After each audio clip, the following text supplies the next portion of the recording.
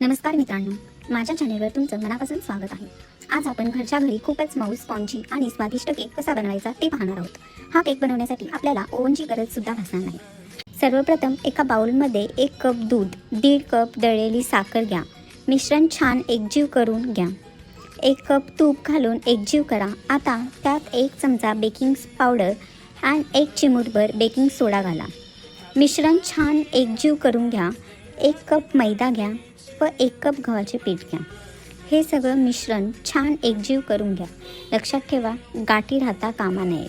आता हे मिश्रण एका केक पॅनमध्ये टाका आणि गॅसवर एका कढईमध्ये और कुकरमध्ये मीठ गरम करून त्यावर स्टँड ठेवा आणि त्यावर केक पॅन ठेवा।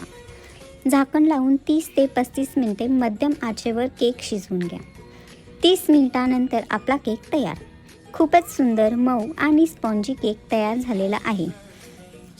तुम्ही हा केक घरी नक्की करून बघा। तुम्हाला कसा वाटला आहे ते कमेंटमध्ये नक्की सांगा।